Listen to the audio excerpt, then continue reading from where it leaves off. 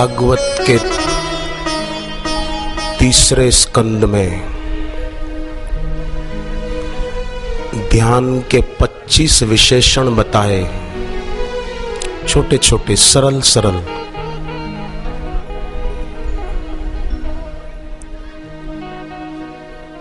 ये ध्यान के 25 विशेषणों में से कुछ हम सुनेंगे जो हमारे लिए उपयोगी हैं, जो हम कभी भी कर सकते हैं, सुबह, दोपहर, शाम, रात, कभी भी।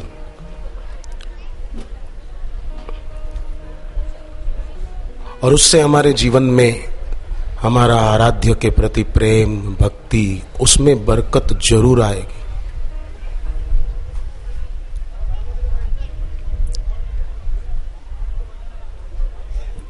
क्योंकि ईश्वर और गुरु भी चाहते हैं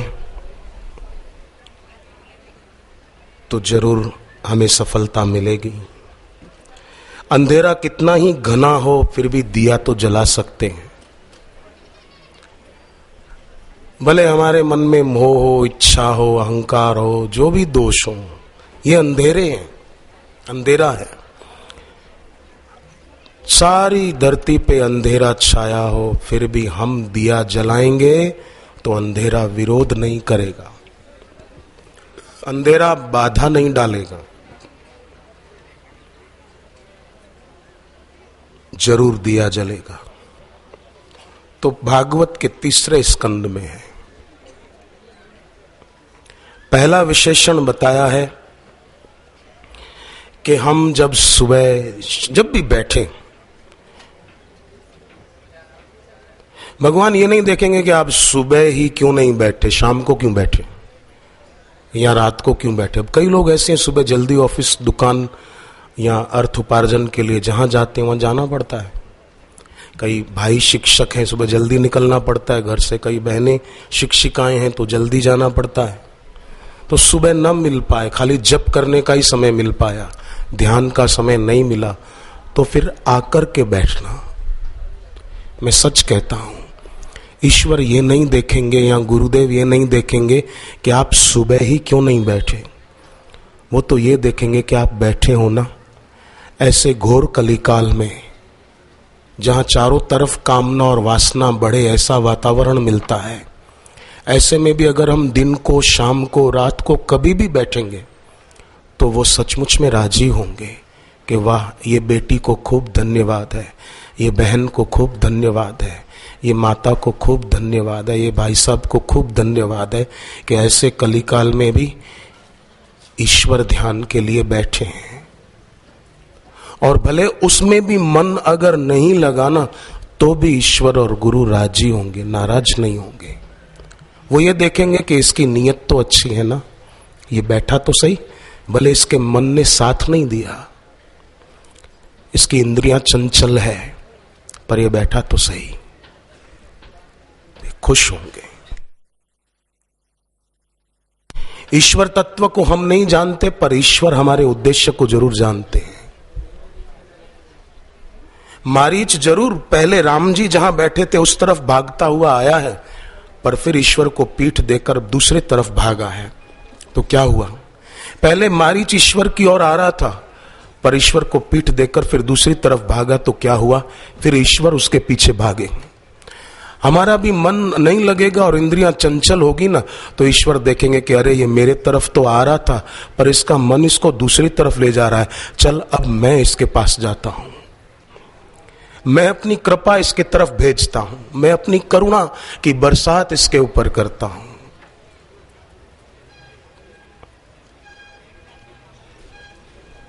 माँ बाप के दिल में बच्चे के लिए करुणा होती है, तो माँ बाप का बेटा बेटी तो इस जन्म का है, पर हम तो पहले से उसके ही हैं। और वो ईश्वर ही सदगुरु के रूप में हमें मिलते हैं। गुरु ग्रंथ साहिब में बिल्कुल लिखा है कि परमात्मा जब किसी को कुछ कहना चाहते हैं तो वो गुरु के मुख से बोलते हैं, और सदगुरु के रूप में आकर वो ही अपनी प्राप्ति का उपाय बताते हैं। तो पहला विशेषण है प्रसन्न वदनाम भोजम, मतलब शांत बैठे हम, पूजा की जगह जहां भी है दिया जला दिया, एक क्षण के लिए अपने मंदिर में सामने देखा जो घर पे होता है, फिर आंख बंद कर ली और ऐसी धारणा की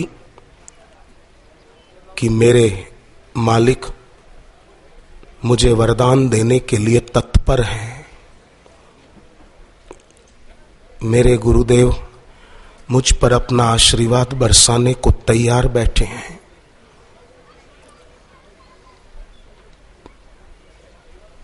मेरे करुणा सिंधु गुरु मेरी झोली खुशियों से भरने को तैयार बैठे हैं। ऐसी भावना करें। ईश्वर और गुरु वो केवल भावना के भूखे होते हैं।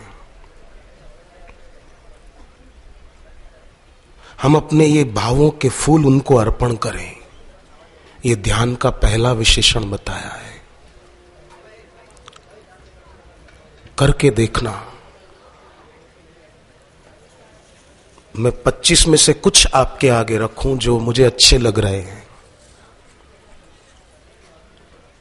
दूसरा, पद्म गर्भारुणेक्षणम। हम शांत बैठें और ऐसी भावना करें कि वो हम पर बहुत प्रसन्न हो रहे हैं। कई लोग सोचते रहते हैं कि गुरुजी मुझ पर नाराज तो नहीं है, बापू मुझ पर नाराज तो नहीं है, बापू मुझ पर नाराज तो नहीं, मुझसे बात नहीं करते, मेरे सामने नहीं देखते, गुरुजी मुझ पर नाराज तो नहीं है।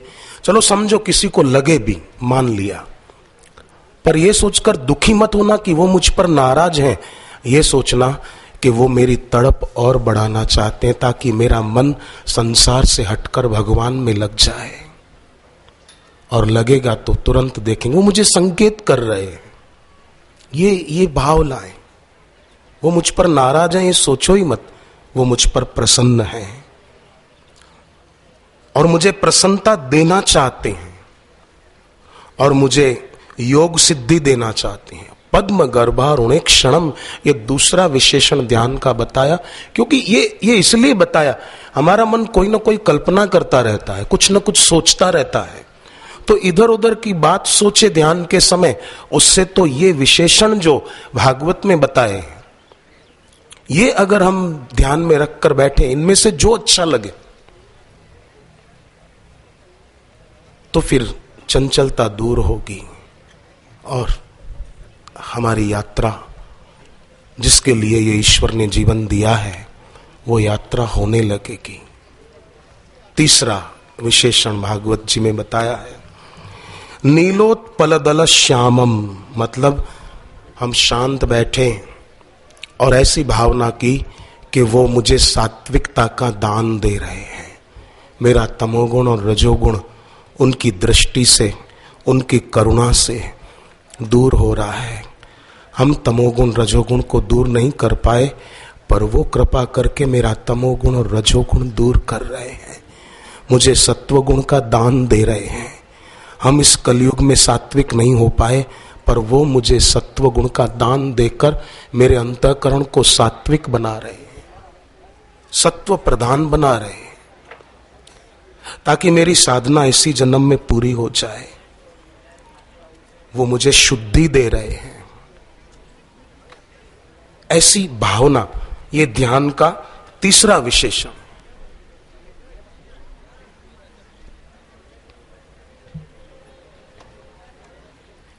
चौथा, शंख चक्र गदाधरम। उनके एक हाथ में शंख है, एक हाथ में चक्र है। वो मानो मुझे कह रहे हैं कि बेटा बेटी तुम्हारे जीवन में दुख है, चिंता मत करो, मेरे पास आओ, मैं ऐसा चक्र चलाऊंगा कि बेटी तेरे जीवन से दुख दूर हो जाएगा। उनके एक हाथ में शंख है, वो संकेत दे रहे हैं कि तुम्हारा दुख दूर हो, तुम विजेता बनो, तो तुम्हारी विजय की खुशी में शंख मैं बजाऊंगा। उनके एक हाथ में गदा है, मानो वो मेरे दुर्गुण दोष को अपनी गदा से नष्ट करने के लिए तत्पर हैं। उनके एक हाथ में कमल है, मानो वो मुझे संकेत दे रहे हैं कि बेटे कमल के फूल की तरह रहना। शंख चक्र गदाधरम। शांत हो गए। कितने सुंदर, मुझे तो बहुत अच्छे लगते हैं, इसलिए मैंने सोचा ये भागवत के ध्यान के विशेषण में आपके आगे रखूं, जिससे बोलने से मेरा मुख पवित्र हो, सुनने से आपके कान पवित्र हो और भगवान और गुरु की प्रसन्नता मिले, ताकि हम उनका ध्यान करें, जगत के पदार्थों का ध्यान न करें। गोपियां क्या करती थी? गोपियों में क्या था? यही तो था। गोपी गीत में अगला वचन आता है, कितना सुंदर। पति सुतान्वय भ्रात बांधवान अति विलिंग्यते अच्युतागता। गोपियां पति को, पुत्र को, भाई को, सबको छोड़कर श्री कृष्ण के पास गई हैं। गोपियों ने इस वचन में भगवान को अच्युत कहा है कि और सब तो नष्ट हो जाते हैं, छूट जाते हैं, पर आप कभी छूटते नहीं हो, इसलिए हमको केवल आपकी जरूरत है। और हे कृष्ण, ये हम ऊपर ऊपर से नहीं कह रही हैं। आगे गोपियों ने कहा, गतिविदस्तवो गीत मोहिता। हे कृष्ण, आप तो गतिविद हो। गतिविद मतलब आप हमारे अंदर में, केवल बाहर ही नहीं हो, आप हमारे अंतर में भी हो, और आप देख सकते हो कि हम जो कह रही हैं वो हम झूठ नहीं कह रही हैं। ये हमारे हृदय की गहराई से निकले हुए उद्गार हैं कि हमने सबको छोड़ दिया है। गोपियों का त्याग साधारण आदमियों का त्याग नहीं है।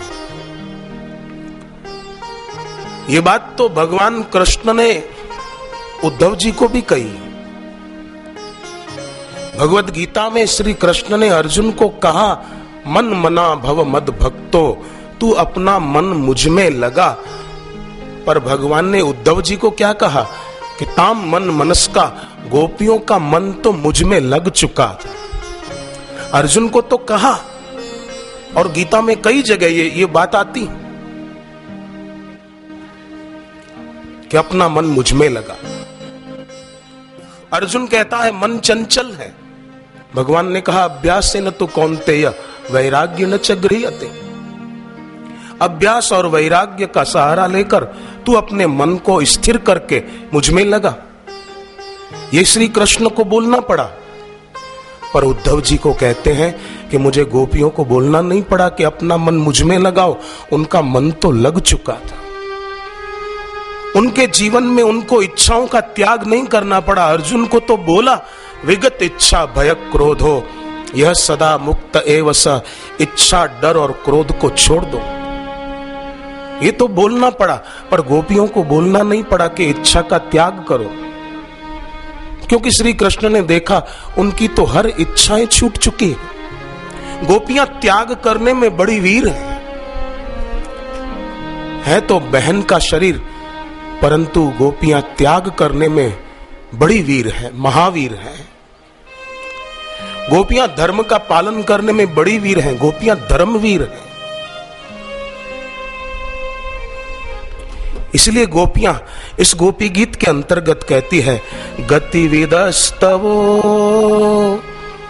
गीत मोहिता। हे गतिविद, आप हमारी गति को जान सकते हो, हमारे अंतर में क्या चल रहा है, और हम आपके गीत से मोहित हुई हैं।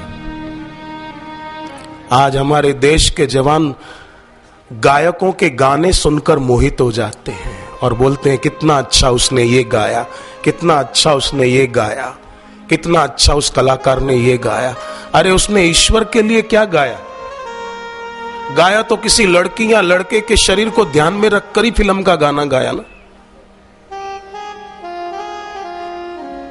ईश्वर को ध्यान में रखकर तो नहीं गाया। ईश्वर को ध्यान में रखकर टूटी फूटी लड़खड़ाती आवाज स्वामी रामसुखदास जी की, वो सुनकर हृदय गदगद हो जाता है। उनका स्वर कोई गायकों जैसा भले मधुर नहीं है, परंतु उनका जीवन मधुर है।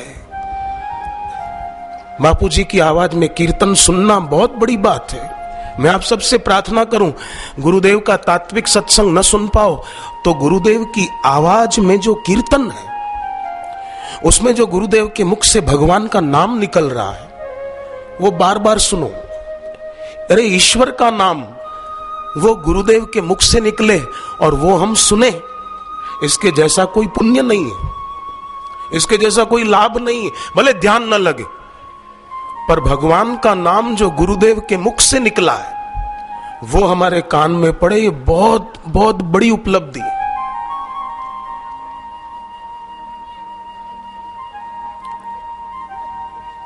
फिर हमारे में भी त्याग का सामर्थ्य आ जाएगा। कितनी सुंदर बात है, कितने सुंदर वचन है। गोपियां कहती हम मोहित हुई हैं। कैसे? कि आपके गीत से, आप जो वेणुनाद करते हैं उससे हम मोहित हुई हैं। आज लोगों को कोई भी मोहित कर देता है। कितने कमजोर मन वाले हैं, कितनी बुद्धि तमस से भरी हुई है। गोपियों की बुद्धि सत्व में स्थित है। इसलिए तो उद्धव जी ने कृष्ण भगवान को कहा, मैंने स्वर्ग के देवताओं में वो ऊंचाई नहीं देखी जो ऊंचाई मैंने ब्रज की गोपियों में देखी। इसलिए उद्धव जी कहते हैं, मैं नंद बाबा के ब्रज की गोपियों को प्रणाम करता हूं।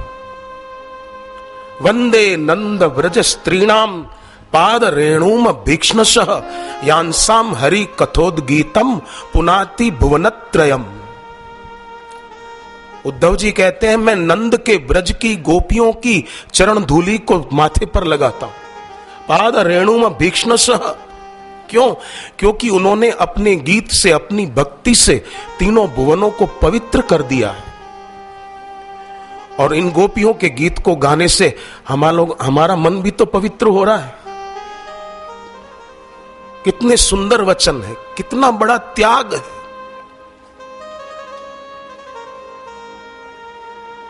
गतिविदस्तवो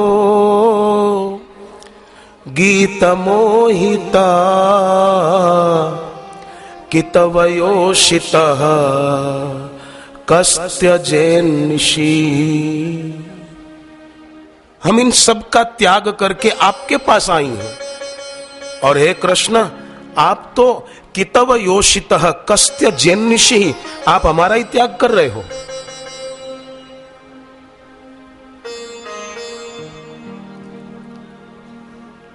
इसलिए आप हमारा त्याग न करो।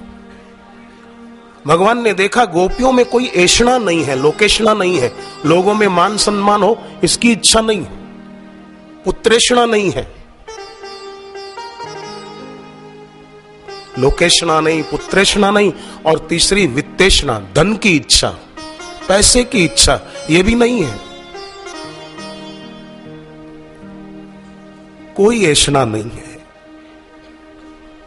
देखो, जिसको भक्ति में आनंद आ जाता है ना, उसको संसार का कोई भी सुख भोग अपनी ओर खींच नहीं सकेगा। पैसा भी नहीं, सत्ता भी नहीं, किसी का सौंदर्य भी नहीं।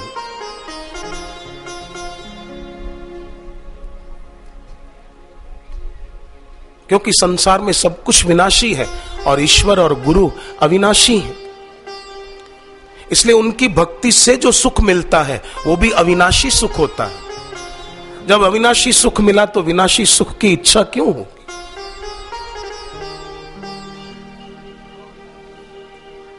अर्जुन को तो बोलना पड़ा, निर्ममो निरअहंकार, निर्मम हो जा, किसी में ममता मत रख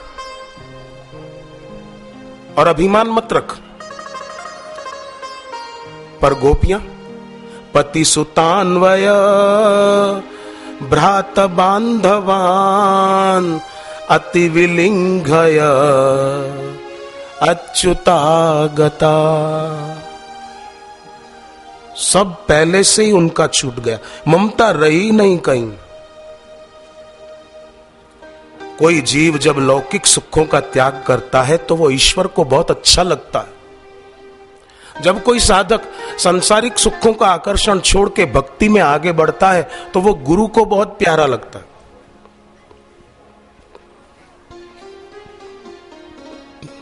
गुरु को कोई चीज भेंट देने से गुरु का प्यारा नहीं हो जाता वो शिष्य।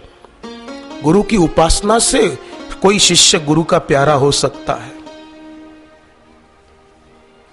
और गोपियां, भागवत में वर्णन है, गोपियां कोई ऐसी गरीब नहीं थी, उनके घर में सब कुछ था, किसी चीज की कमी नहीं थी, फिर भी किसी चीज में उनकी आसक्ति नहीं थी, किसी चीज में उनकी ममता नहीं थी, अपने शरीर में ही आसक्ति नहीं थी, अभिमान नहीं था कि हम ऐसे हैं, हम वैसे हैं। सब चीजें थी, किसी चीज की कमी नहीं थी, पर किसी चीज में ममता नहीं थी, क्योंकि मन ईश्वर में लग चुका था। इसलिए संत्यज्य सर्व विषयांश तव मूल पाद भक्त, उनका मन ईश्वर में लगा हुआ था, ईश्वर के चरणों में लगा हुआ था। तो हम भागवत के तीसरे स्कंद के बताए हुए अगर ध्यान के इन 25 विशेषणों में से कुछ भी अपने जीवन में अपनाएंगे तो जरूर हमें भी उनकी कृपा से यह त्याग का सामर्थ्य प्राप्त हो सकता है, जो कि एक दिन छूट जाएगा। हम न चाहेंगे तो भी छूटेगा।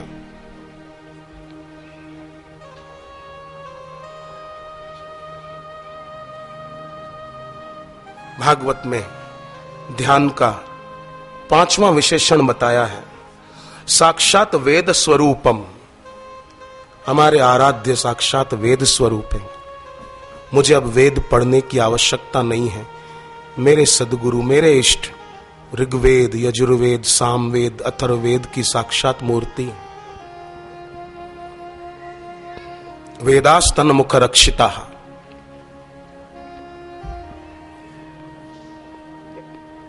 यह ध्यान का 5वां विशेषण बताया। बेकार की कल्पनाओं से तो इसमें मन लगा सकते हैं। 6ठा बताया श्रीवत्स वक्षसम, लक्ष्मी को अपने हृदय में धारण करने वाले। मेरे हृदय में भी लक्ष्मी माने दैवी संपत्ति बढ़ रही।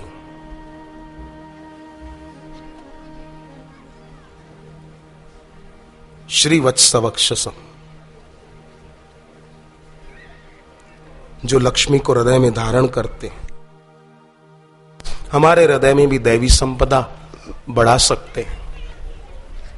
ऐसे मेरे गुरु हैं, मेरे इष्ट हैं, जो मुझे ब्रह्मानंद का दान करते हैं। 7वां विशेषण बताया भ्राजत कौस्तुभ कंधरम, मतलब भक्तों को अपने हृदय में स्थान देने वाले।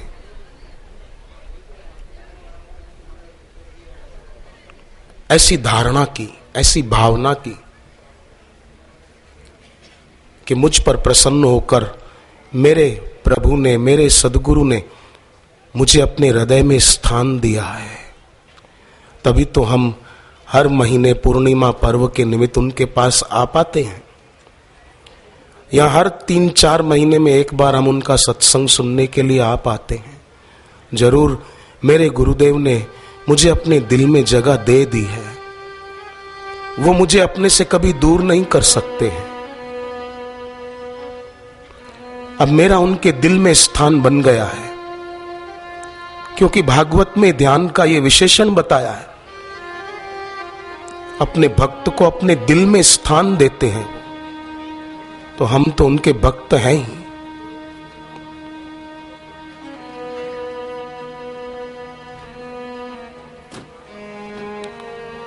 अभी हम लोग ये सुन रहे हैं, बोल रहे हैं, तो सुनने बोलने से भी कितना अच्छा लग रहा है, कितनी शांति मिल रही है।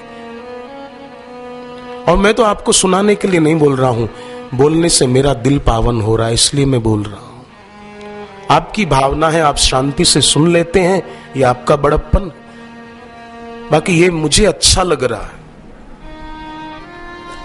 भागवत में ये इतने अच्छे अच्छे विशेषण दिए। भ्राजत कौस्तुभ कंधरम, भक्त को अपने हृदय में जगह देते हैं वो। इसलिए कोई भाई बहन ऐसा न सोचे कि गुरुजी मुझ पर नाराज हैं इसलिए मेरे तरफ देखा नहीं या मुझसे बात नहीं की। नहीं,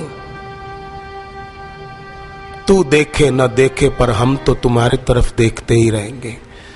चंद्रमा चकोर की तरफ देखे न देखे, चकोर तो चंद्रमा की तरफ नजर लगाए रहता है।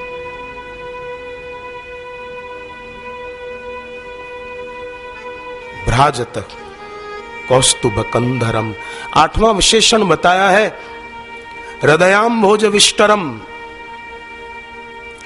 हृदयाम्भोज विष्टरम माने मेरा हृदय कमल की तरह खिला हुआ है और मेरे हृदय कमल के आसन पर मेरे गुरुदेव बैठे हैं। ऐसी धारणा, ये ध्यान का एक विशेषण कितना प्यारा है। शांत बैठ के क्या हम ये धारणा नहीं कर सकते?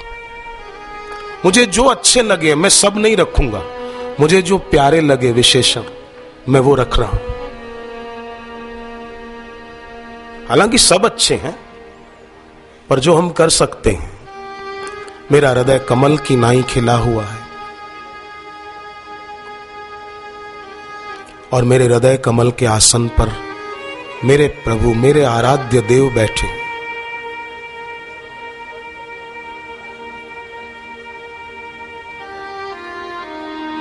हम त्यागवीर हो पाएंगे, हम धर्मवीर हो पाएंगे। धर्म का पालन करने में वीरता हमारी बढ़ेगी।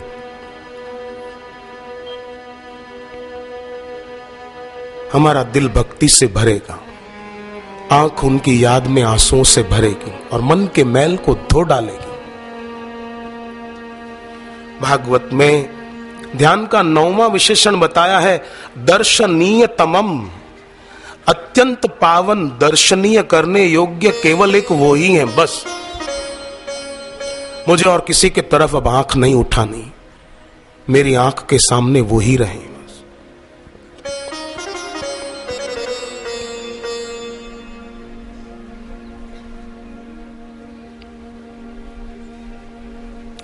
जो साधक बाहर आंख खुली रखकर एकटक गुरुजी के चित्र को देखते हैं, अब वो और थोड़ा आगे चलना, अब बंद आंखों से भी उनके तरफ देखने का अभ्यास करना। जैसे खुली आंख से उनके चित्र पर नजर लगी रहती है ना एकटक, ऐसे बंद आंखों से भी देखो कि मेरी आंख के सामने वो रहते हैं कि नहीं रहते हैं, या और कोई आ जाता है। ये देखना, अपनी परीक्षा करना, साधना में हम कहां तक पहुंचे और उनकी कृपा की समीक्षा करना, अपनी परीक्षा करना। हम, आप, मैं, सब हम अपनी परीक्षा करें। खुली आंख से तो देखते हैं, बंद आंखों से भी अभ्यास करें। ये कौन रहता है, किसका चेहरा मेरी आंखों के आगे आता है। अगर किसी और वस्तु, व्यक्ति की आकृति हमारी मन की आंखों के आगे आए तो उनको प्रार्थना करना कि इतने साल बीत गए हरि, अभी तक किसी और वस्तु, व्यक्ति का चेहरा मेरी आंखों के आगे क्यों आता है?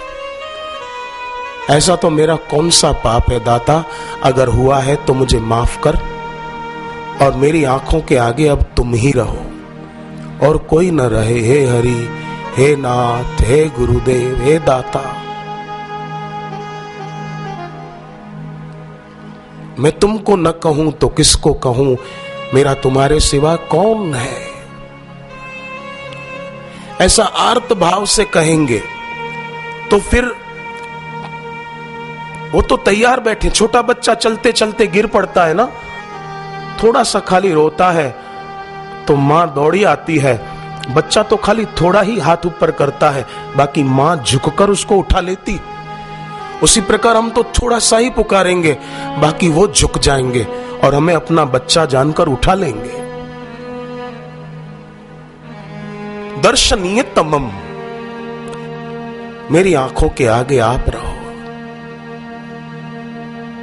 बहुत जन्मों में और लोग रहे, अब आप रहो। दर्शनीयतम। ध्यान का 10वां विशेषण बताया है मनोनयन वर्धनम।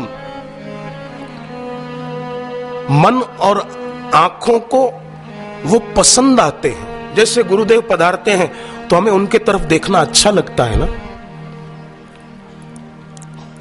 उस समय और कोई भी सुंदर चेहरा हमको भाएगा नहीं, हमारी नजर गुरुदेव के तरफ ही होगी। मनोनयन वर्धनम, मन और नेत्रों को वो पसंद आते हैं। और मनोनयन वर्धनम का एक अर्थ ये भागवत में बताया कि वो नित्य अपनी याद हमें कराते हैं।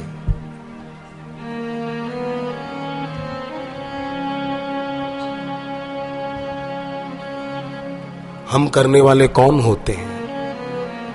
वो कराते हैं।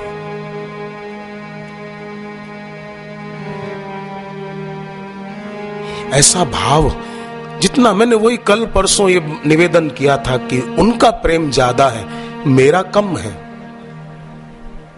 हम याद नहीं कर पाते हैं, वो याद अपनी हमें दिलाते हैं। ये मनोनयन वर्धनम, ये शांत बैठ के कि मैं नहीं कर पाता, वो मुझे अपनी याद दिला रहे हैं। और जब वो अपनी याद दिला रहे हैं तो उनमें तो दम है। मेरे दिल दिमाग में और किसी का चेहरा नहीं रहेगा और किसी की याद नहीं रहेगी। वो सक्षम है, अनंत शक्ति वाला, अविनाशी, रिद्धि सिद्धि उसकी दासी।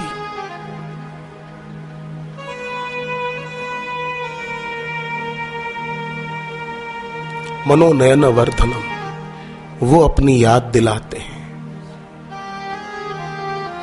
ये ध्यान का विशेषण बताया भागवत में 11वां, शांतम। शांतम का अर्थ भागवत में बताया कि काम आदि दोषों को बिसराने वाले।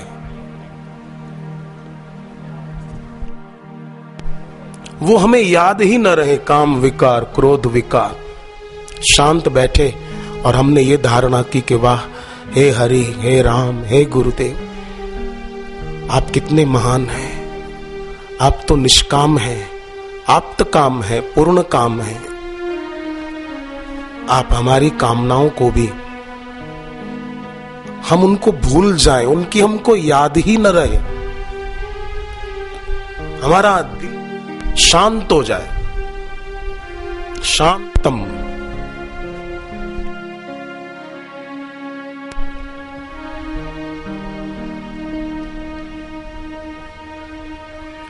कितने सुंदर, सरल, प्रेरणादायी विशेषण है ये ध्यान के। मुझे बहुत अच्छे लगे, इसलिए मैंने सोचा मैं आपके आगे रखूं।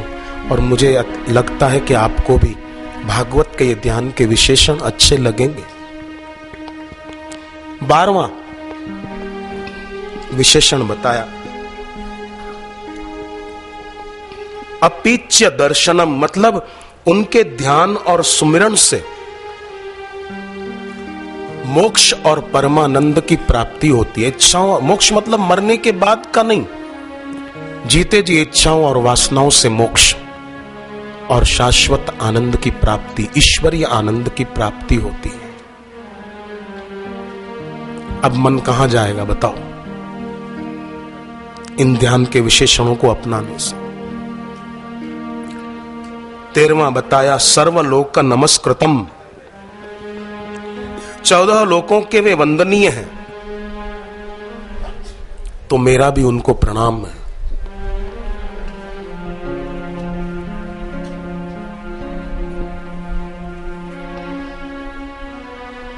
गीता में जिसको भगवान ने कहा, नमस्यन्तश्च माम नित्यम,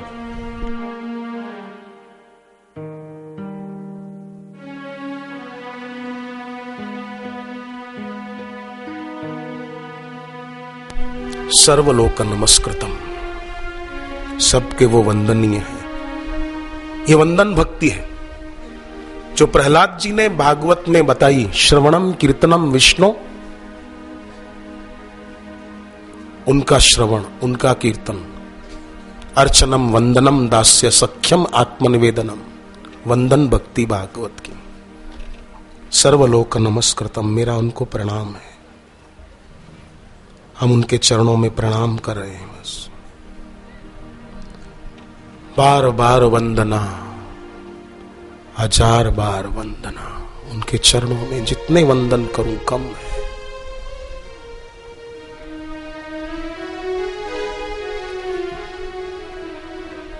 बार बार वंदना, 1000 बार वंदना, बार बार वंदना, 1000 बार वंदना। बार बार वंदना, हजार बार वंदना, बार बार वंदना, हजार बार वंदना। सद्गुरु देव को बार बार वंदना, सद्गुरु देव को बार बार वंदना, सद्गुरु देव को बार बार वंदना, सद्गुरु देव को बार बार वंदना, सद्गुरु को बार बार वंदना, सद्गुरु देव को बार बार वंदना, बार बार वंदना, हजार बार वंदना, बार बार वंदना, हजार बार वंदना।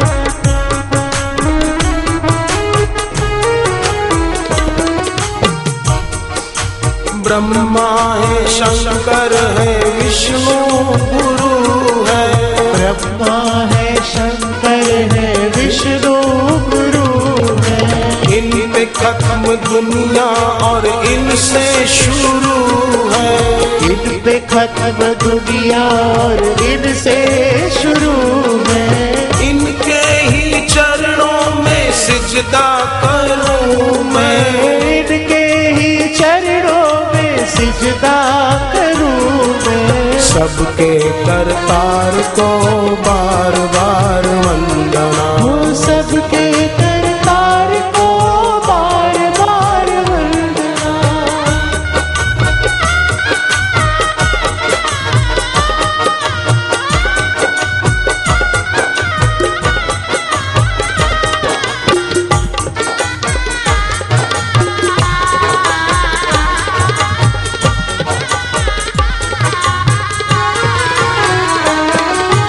भक्ति अटूट हो इनमें हमारी, हो भक्ति अटूट हो इनमें हमारी, मूरत मन भावन है कितनी है प्यारी, हो मूरत मन भावन है कितनी है प्यारी, इन पे ही वारे हम जिंदगी ये सारी, हो इन पे ही वारे हम जिंदगी ये सारी, सबके सूत्रधार को बार बार वंदना, हो सबके सूत्रधार को बार बार वंदना।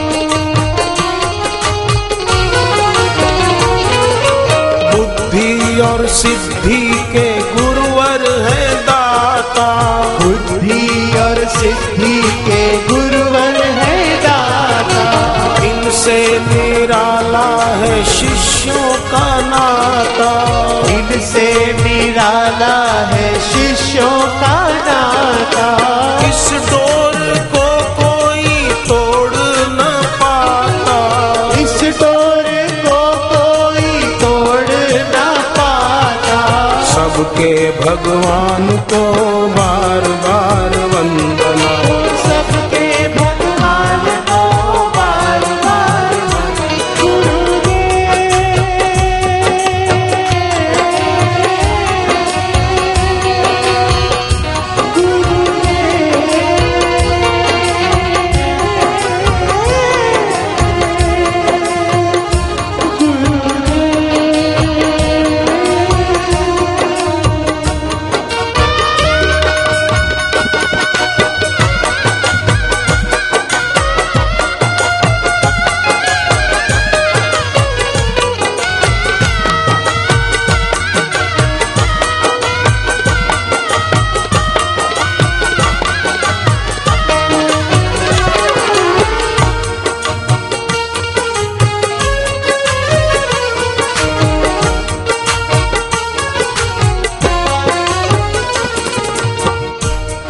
तो ध्यान के 25 विशेषणों में 14वां बताया है, 13 हम सुन चुके हैं। 14वां विशेषण है संतम वयसी कैशोरे। ऐसी धारणा की जाए कि जब देखो तब मेरे आराध्य किशोर अवस्था में मुझे दर्शन दे रहे हैं, मतलब मुझे भी संयमी जीवन जीने की प्रेरणा दे रहे हैं।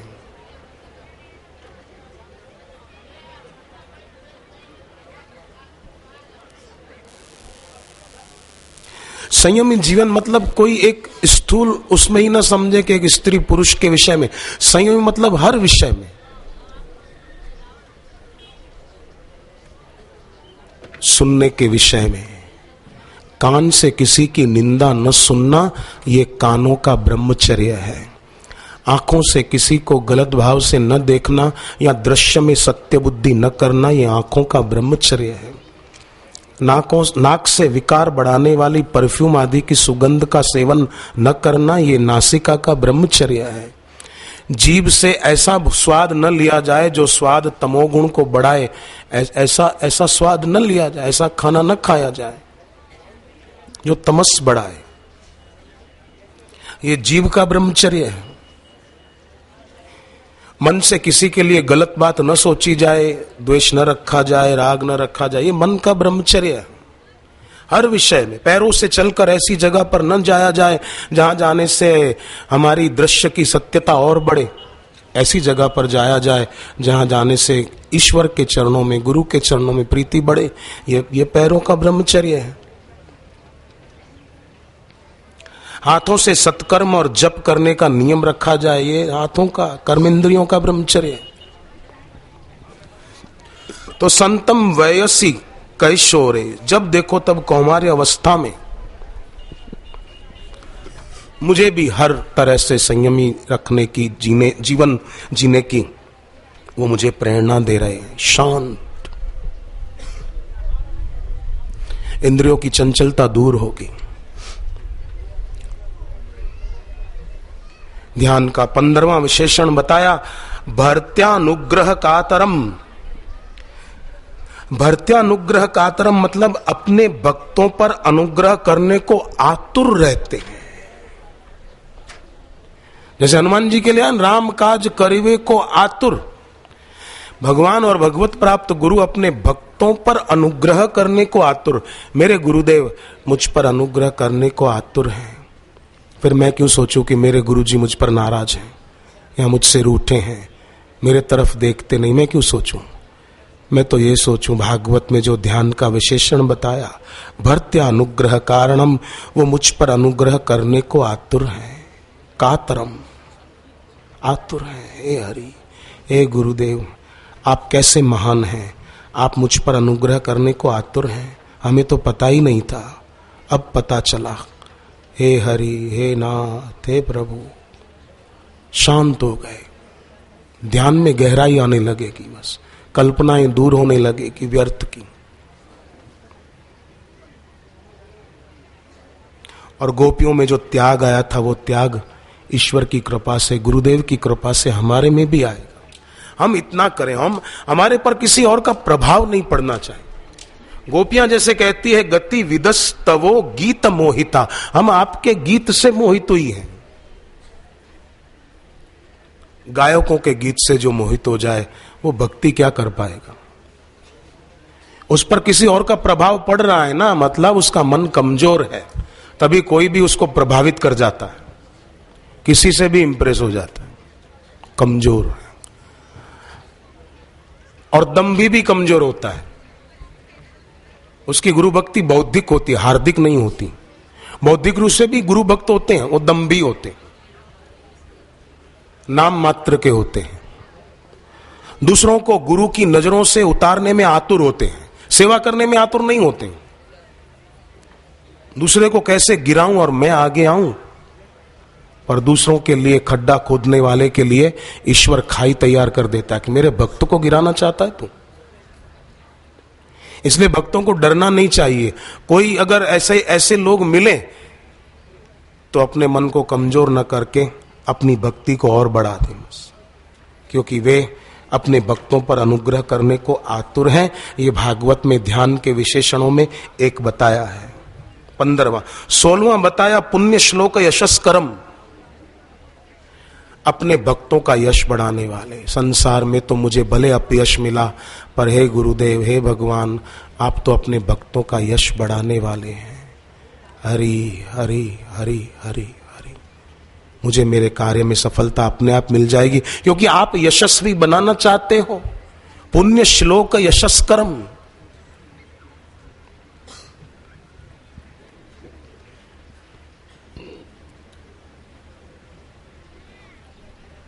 भागवत ने कितनी सुगमता सरलता कर दी है ध्यान करने के लिए, शांत बैठने के लिए।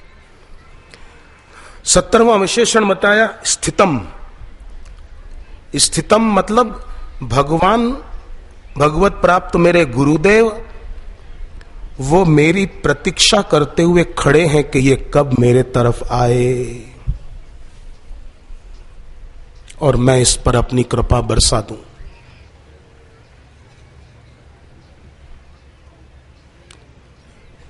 इस सत्संग का आयोजन किस लिए हुआ? समिति वालों ने प्रार्थना की और गुरुदेव ने हां कह दी,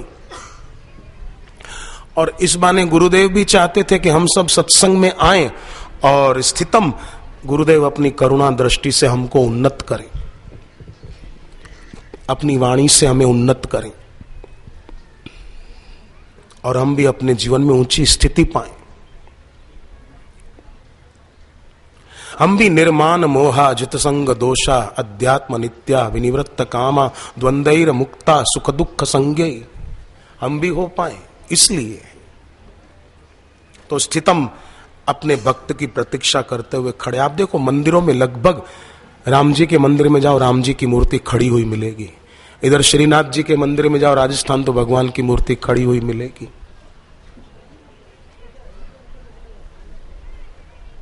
वृंदावन बांके बिहारी के मंदिर में जाओ तो वो भी खड़े हुए मिलेंगे,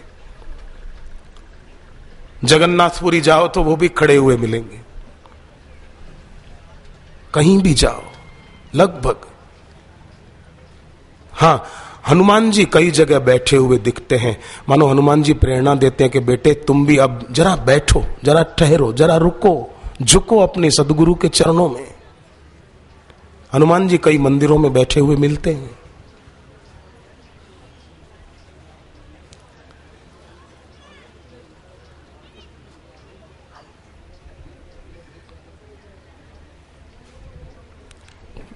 मैं बद्रीनाथ धाम 2.5 दिन रहा, पर बद्रीनाथ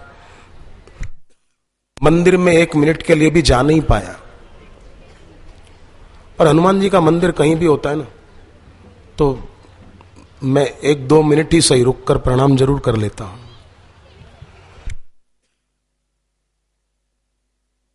क्योंकि बहुत प्रेरणा मिलती है उनको देखने से, उनको निहारने से।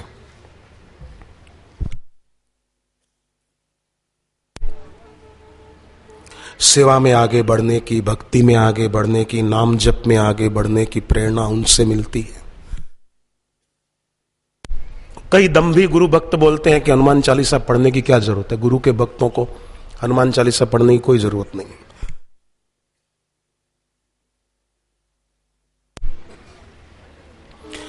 उन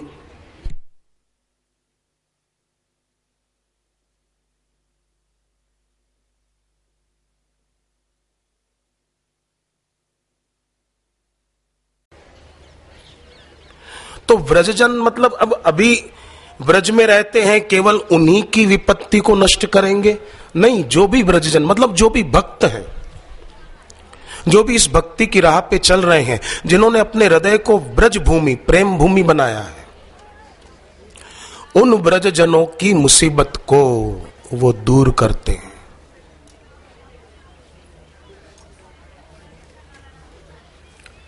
और मुसीबत को दूर करने में वीर योषिताम, वो वीर हैं।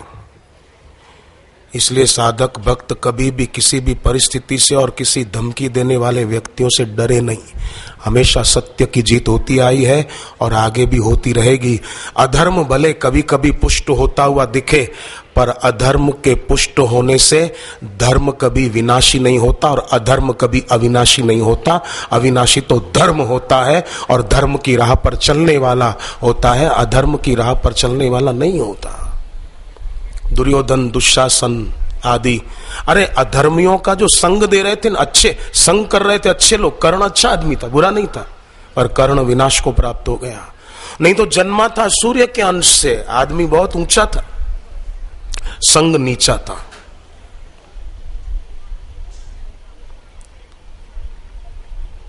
निंदा करने वाले का जो साथ देते हैं, उनके साथ सुर मिलाते हैं, वो भी कर्ण की तरह भले धार्मिक होते हुए भी विनाश को प्राप्त हो जाते।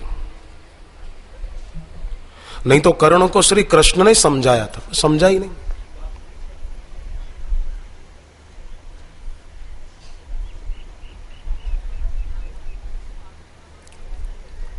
इसलिए भागवत के तीसरे स्कंद में बताया कि दुर्जनों के संग से दूर रहो, क्योंकि दुर्जनों में 6 प्रकार के दोष होते हैं।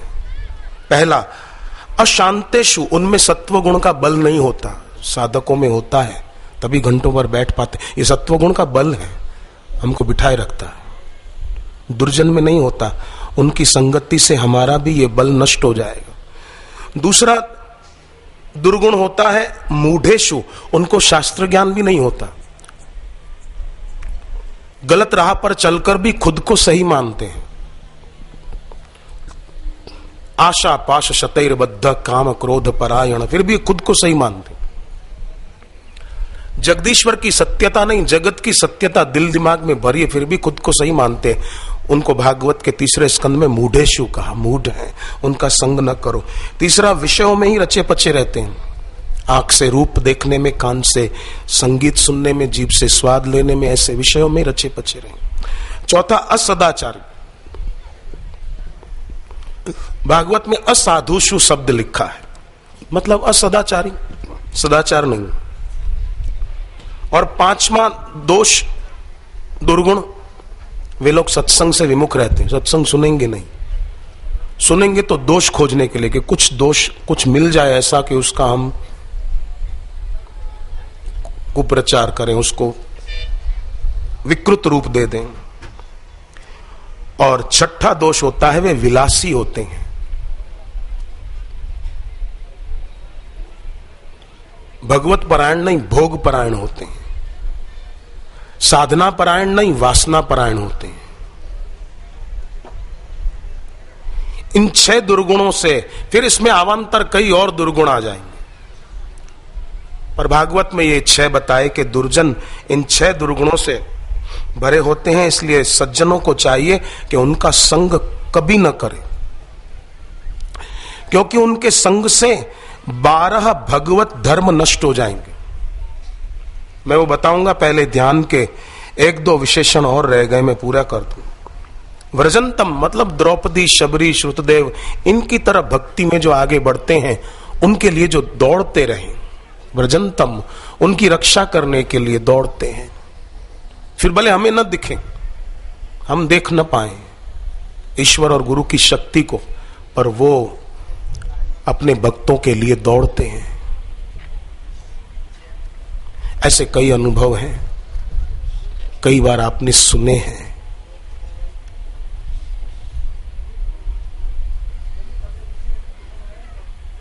वो जलगांव का भक्त गुरुदेव की तस्वीर रखी थी और एक बदमाश किसी से सुपारी लेकर उसको मारने के लिए आया था, दुकान पर बंदूक लेकर आया।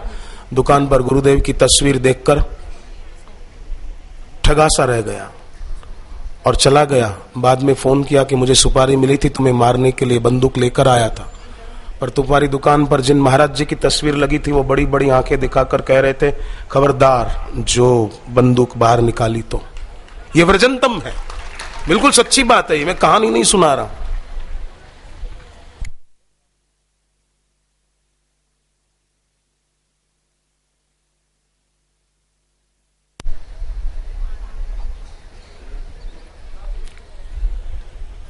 तो ये व्रजंतम, और केवल उस भाई के लिए नहीं, हम सभी के लिए वो तत्पर हैं, हम लगे रहें। हम इन दोहरे धागे वालों के चक्कर में ना आए। ये धागा बनाओ, ये तावीज बनाओ, ये अंगूठियां पहनो। मैं आपको एक दो सरल सरल उपाय बताऊं, जिनके जीवन में भी कोई तकलीफें ज्यादा रहती है, नौकरी नहीं मिलती या काम धंधा नहीं चलता, दुकान में बरकत नहीं है, सरल सरल उपाय।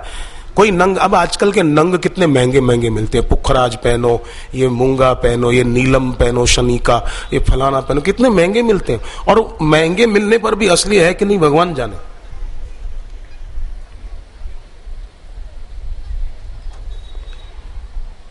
एक आदमी दुकान से सामान बेचता था, बोर्ड लगाया था, दवाइयां बेचता था आयुर्वेदिक के, फायदा न होने पर पैसा वापस। एक आदमी ने 1 महीने तक उससे दवाई ली खांसी की, 1 महीने तक उसकी खांसी नहीं मिटी। 1 महीने के बाद आया और बोला कि साहब मेरी खांसी नहीं मिटी, पैसे लौटाओ। बोले क्यों? बोर्ड लगा है, फायदा न होने पर पैसा वापस। लाओ। बोले बोर्ड ठीक से पढ़ो, क्या लिखा है? बोले फायदा न होने पर पैसा वापस। मेरे को फायदा नहीं हुआ। दुकानदार ने कहा तेरे को नहीं हुआ है, मुझे तो हुआ है। तू मेरे से ले जाता था, मैंने तो रुपया कमा लिया तेरे से। फायदा न हो तो मुझे तो हुआ है, तुझे नहीं हुआ तो मैं क्या करूं? ऐसे चालबाज लोग बोलो इस दुनिया में।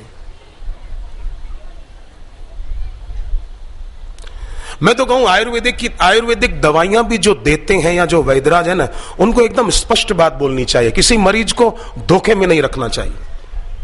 कम से कम लंका के सुषेण वैद्य जैसा तो होना ही चाहिए, एकदम स्पष्ट बोलो। लंका का सुषेण वैद्य अगर चाहता ना तो धोखे में रख सकता था राम जी को, बहाना बनाता, अभी जरा चिरायता इनको देते हैं पानी में घोल के, शायद ठीक हो जाए। अभी जरा इनको अमुक चूर्ण पानी में घोल कर देते हैं, शायद ठीक हो जाए। जरा हंसराज बूटी लगा देते हैं, जरा ये बूटी लगा देते हैं, इससे ठीक नहीं हुआ तो जरा ये लगाते हैं। धोखे में रख सकता था। पर सुषेण वैद्यराज लंका में रहने के बावजूद भी बड़ा प्रामाणिक आदमी निकला। उसने नाड़ी देखकर कह दिया कि हिमालय से विशल्यकर्णी नाम की बूटी लाओ, और वो भी सूर्योदय से पहले, तो लक्ष्मण बचेंगे, नहीं तो नहीं बचेंगे। एकदम स्पष्ट बोल दिया।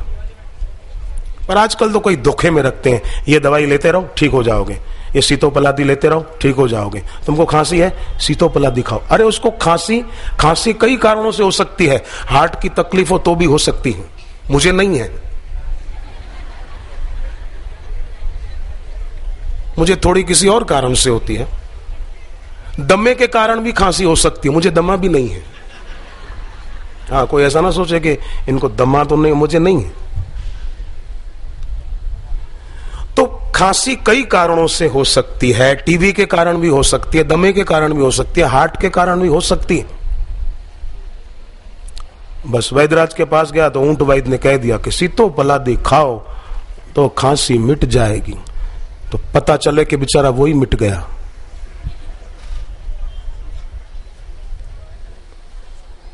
एक आदमी बहुत बीमार, दवाइयां खाने पर भी ठीक नहीं हुआ, तो घर वालों ने, उसके रिश्तेदारों ने डॉक्टर को कहा कि आखिर बात क्या है, ये आदमी हमारा ठीक क्यों नहीं हो रहा है? बोले अब मेरे हाथ में कुछ नहीं है, जो कुछ है सो भगवान के हाथ में है। तो तेरे हाथ में क्या है? बोले बिल बनाना मेरे हाथ में है बस। एक भरोसो, एक बल, एक आस विश्वास। स्पष्टवादी होना चाहिए आदमी, सुषेण वैद्य की तरह। उसका मतलब देखो, कोई वैद्यराज बैठे हो तो मेरे पर नाराज नहीं होना। मैं तो बात आई तो कहता हूं कि आदमी कभी किसी को धोखे में न रखे, झूठे आश्वासन न दे।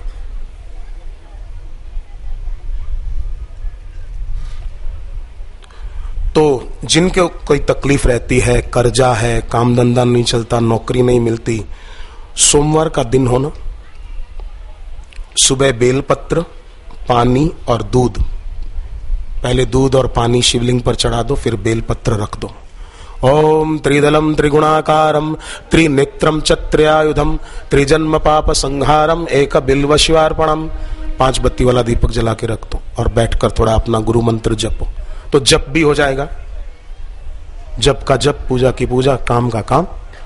मंगलवार को 2 मिनट लगेंगे, अगर गन्ने का रस मिल जाए थोड़ा सा भी, या घर पे भी निकाल सकते हैं, गन्ना छील के उसको युक्ति से निकाल सकते हैं। वो थोड़ा रस शिवलिंग पर चढ़ा दिया।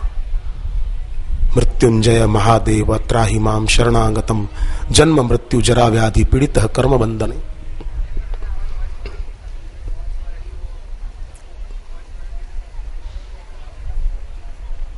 बुधवार को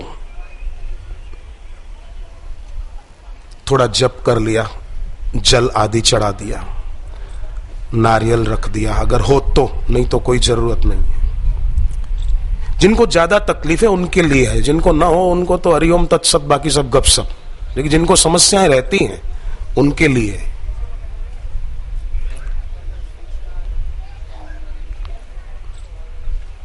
और कल जो नहीं थे सत्संग में, परसों जो नहीं थे, आज सुबह भी नहीं थे, उनके लिए मैं फिर से कहता हूं कि चिंता और कष्टों से सतत पीड़ित रहते हो तो भविष्य पुराण में बताया मार्गशीर्ष शुक्ल पक्ष सप्तमी तिथि 19 दिसंबर को बुधवार के दिन दही और चावल का नैवेद्य सूर्य भगवान को अर्पण करें और थोड़ा वहीं रहने दें, प्रसाद रूप में खुद भी थोड़ा दही और चावल वो जरूर खाएं उस दिन।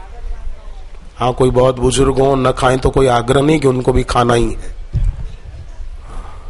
देश काल परिस्थिति के अनुसार जड़ता नहीं होनी चाहिए।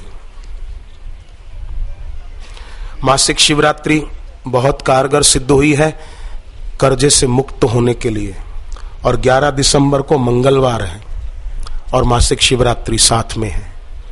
उस दिन नमक मिर्च वाला भोजन न करें और शाम को संध्या के समय शिव मंदिर में बैठकर अपना जप ध्यान किया, दीपक जला दिया, गुरु मंत्र का ही जप करें। 11 दिसंबर मासिक शिवरात्रि और मंगलवार भी है। मासिक शिवरात्रि और मंगलवार हो तो नमक मिर्च नहीं खाना चाहिए। जिनको आर्थिक परेशानी है, ब्याज भरना पड़ता है, उनके लिए विशेष। फिर 10 जनवरी 2013 मासिक शिवरात्रि, 8 फरवरी मासिक शिवरात्रि है, 10 मार्च महाशिवरात्रि जो हर साल गुरुदेव का सत्संग नासिक में होता है, 8 अप्रैल मासिक शिवरात्रि। 3 तिथियों का भी फायदा उठाना और अपने को तनाव मुक्त रखना, चिंता मुक्त रखना, और ध्यान के ये जो विशेषण बताए हैं उनको करना। जितने सुने हैं उनमें से जो ठीक लगे, 1, 2, 3, 4 जो ठीक लगे वो करना। ध्यान का एक विशेषण और बताया, आसीनम, मतलब भक्त जनों को सेवा और सुमिरण का फल सुख देने वाले।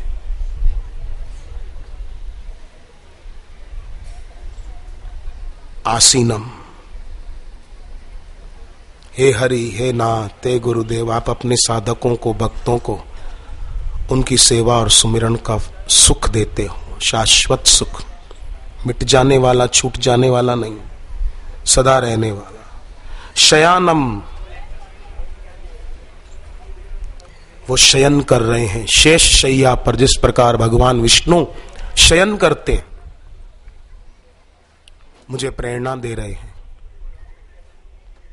कि मैं शेष शैया पर भी आनंदित रह सकता हूं, तो तुम भी संसार में कई दुख, कई विपत्तियां आती है, शांत रहो और आनंद में रहो, धीरज रखो। व्रजंतम, मैं तैयार हूं तुम्हारे लिए, अधीर न बनो। इस प्रकार ध्यान के इन विशेषणों का लाभ हम लोग उठाएं और दुसंग से अपने को दूर रखें, क्योंकि दुसंग से, बुरा संग करने से, सत्संग और भक्ति से विमुख रहने वालों की दोस्ती करने से, भागवत के 3 स्कंद में बताया 12 भगवत धर्म नष्ट हो जाते उन भक्तों के। जिन 12 भगवत धर्मों का पालन करने से भगवान की प्राप्ति हो सकती थी, पूर्ण गुरु की पूर्ण कृपा की प्राप्ति हो सकती थी, वो सब नष्ट हो जाते। कौन कौन से 12 भगवत धर्म नष्ट हो जाते हैं? बुरे संग से, पहला सत्यम, परमार्थ का नाश हो जाता है, फिर उसको परमार्थिक सुख नहीं मिलेगा, इच्छा पूर्ति से होने वाले सुख में फंस जाएगा वो भक्त भी। कौन कुसंगति पाई न साई। दूसरा भगवत धर्म नष्ट होगा, शौचम, पवित्रता का नाश हो जाएगा, बाहर की भीतर की पवित्रता नहीं रहेगी। तीसरा, भगवत धर्म नष्ट होगा, दूसरों के दुख दूर करने की भावना नहीं रहेगी, स्वार्थी बन जाएगा आदमी। चौथा, भगवत धर्म नष्ट होगा, मौन रूपी तप का नाश हो जाएगा, फिर वो आदमी मौन भी नहीं रख पाएगा, व्यर्थ के शब्द बोलेगा, चुप नहीं बैठेगा। कितना घाटा है। पांचवा, ईश्वर और गुरु में अनुराग वाली बुद्धि का नाश हो जाएगा, फिर विषयों में राग हो जाएगा, आराध्य में अनुराग नहीं है। श्री मतलब धन और शोभा नष्ट हो जाएगी, निस्तेज हो जाएगा आदमी, ओजहीन हो जाएगा। सातवां, भगवत धर्म नष्ट होगा, ह्रीम लज्जा का नाश, अशुभ करने में लज्जा न रहे। आठवां, शुभ कीर्ति का नाश हो जाएगा। नौवां, आत्म शांति का नाश हो जाएगा। 10वां, भगवत धर्म शम माने मनोनिग्रह वो नहीं कर पाएगा, अपनी मन और इंद्रियों का निग्रह करके ईश्वर में नहीं लगा पाएगा, वो उसकी शक्ति नष्ट हो जाएगी। ये 10वां भगवत धर्म नष्ट हो जाएगा। 11वां, संयम का नाश, और 12वां, भगवत संबंधी पुण्यों का नाश हो जाए, क्योंकि उसके बुरे आदमी के संग से फिर वो भी आदमी इच्छाओं का त्याग करके जप तप करने के रास्ते नहीं चल पाएगा, वो भी जैसा संग ऐसा रंग, इसलिए भागवत में मना की। सो ध्यान रखें, जीवन बड़ा कीमती है और समय बहुत तेजी से बीता जा रहा है, दुनिया से जाने का दिन करीब आ रहा है। सत्संग था बड़ौदा में, होगा 4 दिन पूरे होने को आ गए, बोलो कल तो इस समय दिल्ली में होंगे, कल सुबह यहां केवल सुबह का ही, वो भी 9 बजे तक बस। और कल के लिए कह दूं, सुबह भी कहा था कि कार्तिक मास, कार्तिक पूर्णिमा, कृत्तिका नक्षत्र का योग हो तो अपने स्वामी का दर्शन और पूजन करने से वो आदमी, लिखा है स्कंद पुराण के काशी खंड में, धनाडयो वेद पारगः, और कल वो योग दोपहर को 2:41 तक है। आप तो यहां रहने वाले तो नफे में ही हैं, सुबह ही दर्शन हो जाएंगे गुरुदेव के, सुबह ही हम दीप जलाकर उनका पूजन कर सकते हैं। परमेष्ठी ने कहा ठीक है साहब। सुंदर कारीगरी से तकिए तैयार हुए, पर यकायक भगवान का नाम जपते थे न। ध्यान के विशेषण उन्होंने सुने थे या नहीं मुझे नहीं पता, पर वो करते जरूर थे। समाधि लग गई, ध्यान में डूब गए, और ध्यान में उन्होंने जगन्नाथ भगवान की रथ यात्रा देखी, उड़ीसा में जो निकलती, जगन्नाथपुरी में रथ यात्रा ध्यान में देखी। मन में हुआ कि अरे भगवान को रथ की कठोरता से कष्ट होता होगा, सो मन ही मन एक तकिया जो बादशाह के लिए तैयार किया था, एक तकिया ऐसे हाथ में, आंखें बंद, और हाथ में उठाकर भगवान को अर्पण कर रहे हैं कि रथ में जरा आपको तकलीफ होती होगी, लो दाता, हे जगन्नाथ, ये तकिया रखो। मन ही मन परमेष्ठी ने दिल्ली के तरफ बैठे हुए अर्पण किया, और पंडितों को आश्चर्य लगा कि तकिया भगवान जगन्नाथ जी के रथ पर कहां से आ गया है। उसने तो यूं अर्पण किया भाव से, ये स्वीकार करो नाथ, और भगवान को पहुंच गया। साधारण आदमी इस बात पर विश्वास नहीं कर सकता, पर न करे तो मूढ़ है वो। धोबी भी सीता जी की महिमा पर विश्वास नहीं करता था, न करे। घाटा किसको है? पीपल को कोई पवित्र वृक्ष न माने, शालीग्राम को कोई भगवत भाव से न पूजे तो शालीग्राम को घाटा नहीं, पीपल को घाटा नहीं। गंगा जी को कोई न माने तो गंगा जी को घाटा नहीं। तुलसी माता की पूजा न कर पाए तो तुलसी माता को घाटा नहीं, न मानने वाले को घाटा है। सदगुरु को न माने, उनकी महिमा को न स्वीकारे तो गुरुदेव को घाटा नहीं है, घाटा न मानने वाले को है, आलोचक को है।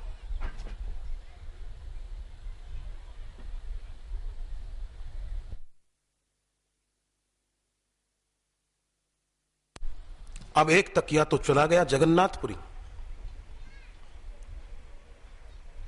सबको बड़ा आश्चर्य हुआ भगवान के वहां रत्न जड़ित तकिया। अब ध्यान से उठने पर परमेष्ठी ने देखा कि अरे एक तकिया तो सचमुच पहुंच गया, वह बादशाह को क्या जवाब देंगे। और बादशाह बड़ा नाराज हुआ और भक्त बड़े निर्भीक थे, क्योंकि सच्चाई पर थे, उन्होंने कोई बुरा तो किया नहीं था। एक ही तकिया दिया। चापलूसों और निंदकों के गुलाम बादशाह ने भक्त को जेल में डाल दिया। किसको? परमेष्ठी को, दर्जी को। जेल में परमेष्ठी का भक्ति भाव पूर्वक कीर्तन चलता रहा, भगवान नाम सुमिरन चलता रहा। बाहर परिस्थिति दुखदाई है, पर इनके दिल में कोई दुख नहीं था, क्योंकि नाम जप कर रहे थे। और नाम जप तो मंगल फैलाए तेरा नाम हरि, हरि नाम में आनंद आ जाए, दुख चिंता सब मिट जाए, हरि नाम में आनंद आ जाए।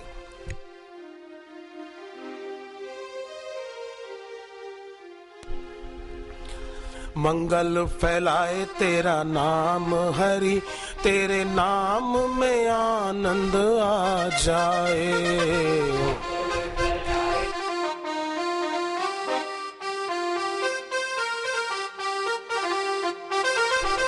दुख चिंता सब मिट जाए, तेरे नाम में मन जो लग जाए।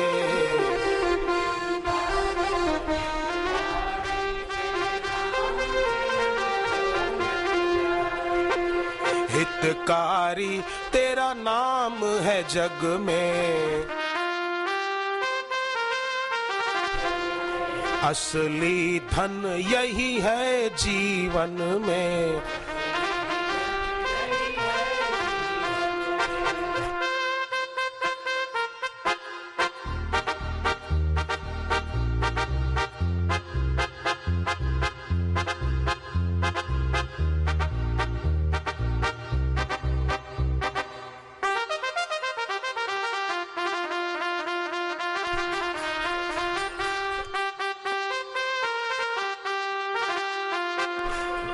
निर्मलता हरि नाम से मिलती,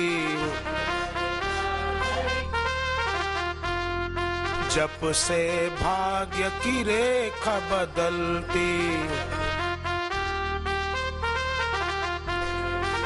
उसका जीवन धन्य है होता,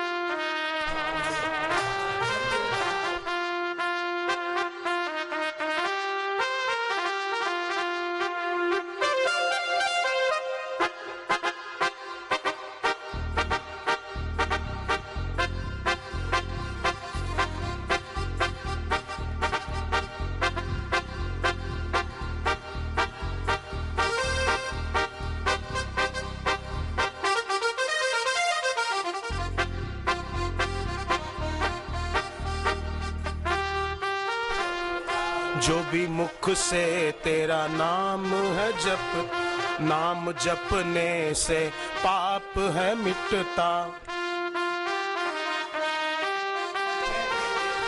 बिगड़ी बने उसकी जीवन में, बिगड़ी बने उसकी जीवन में। हरि हरि जो जपता जाए, तेरे नाम में आनंद आ जाए।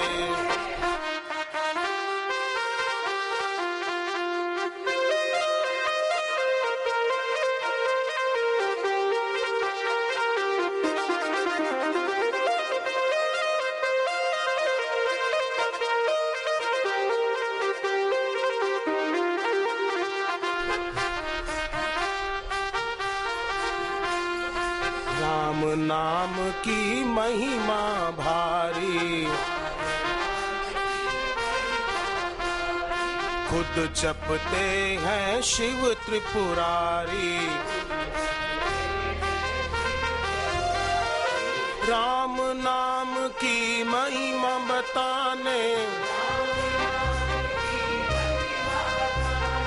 राम नाम की महिमा बताने, हनुमान बन आ जाए, प्रभु नाम में आनंद आ जाए।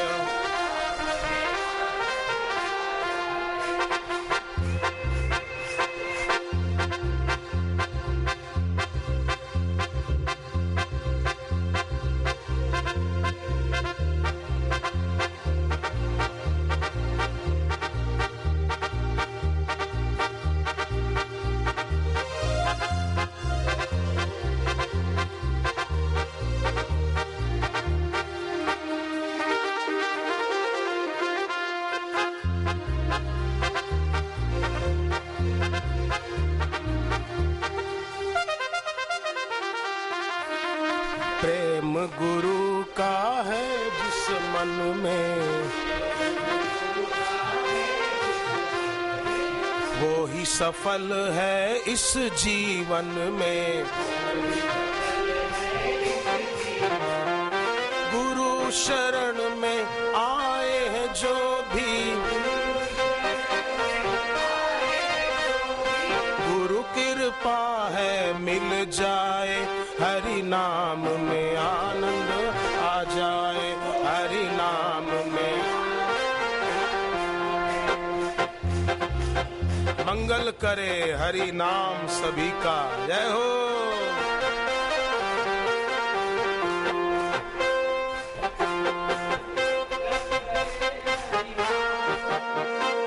मंगल करे हरि नाम, मंगल करे हरि नाम, मंगल करे हरि नाम।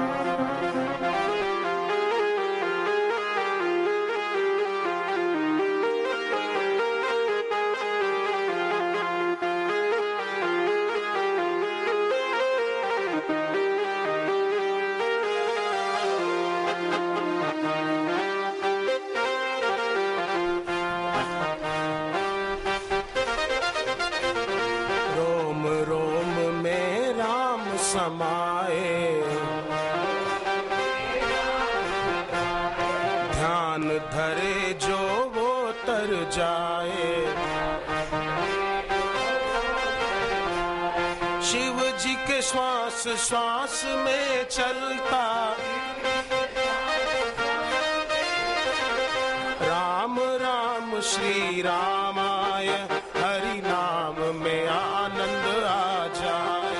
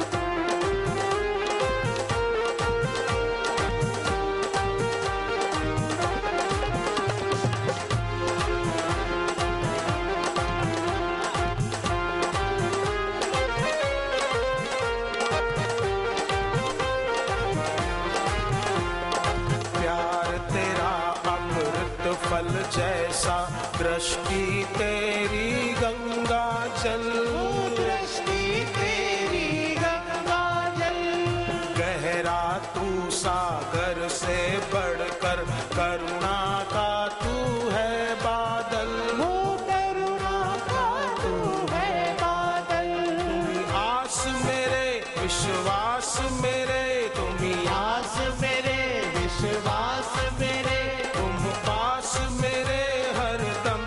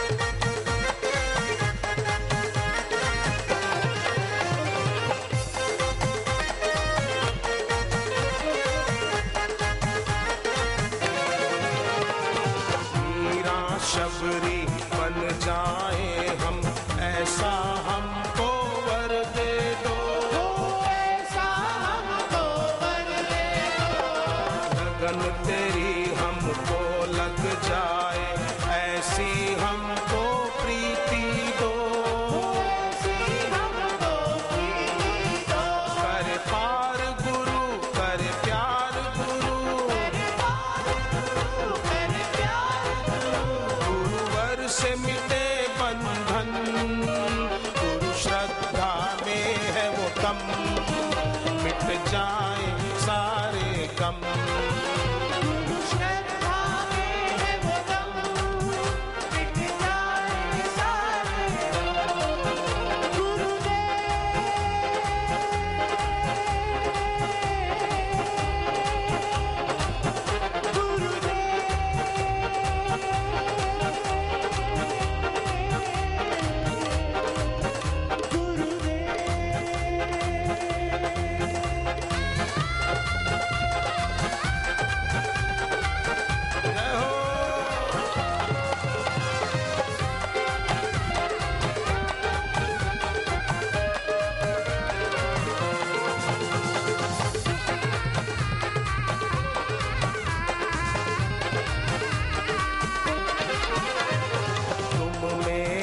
भगवान गुरु जी तुम ही मेरे मन मंदिर में, तुम ही मेरे मन मंदिर में, धड़कन बन कर तुम ही समाए, तुम ही मेरे अंतर में, तुम ही मेरे अंतर में। तेरा ध्यान धरूं तेरा नाम जपूं, तेरा ध्यान धरूं तेरा नाम जपूं, तेरा नाम जपूं हरदम, श्रद्धा में है वो दम, मिट जाए सारे भरम। गुरु श्रद्धा में है वो दम, मिट जाए सारे गम।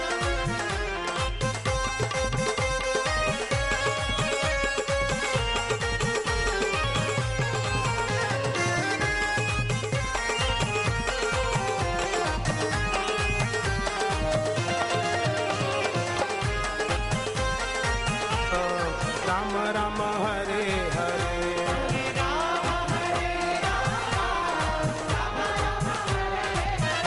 हरे कृष्णा कृष्ण कृष्ण हरे हरे,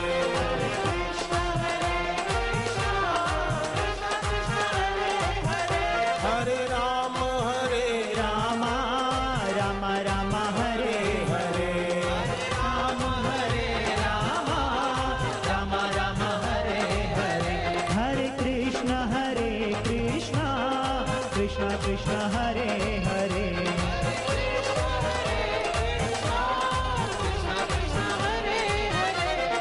राम हरे राम राम हरे हरे, हरे राम हरे हरे। सद्गुरुदेव की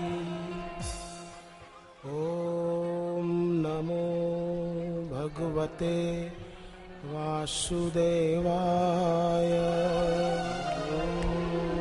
नमो भगवते वासुदेवाय।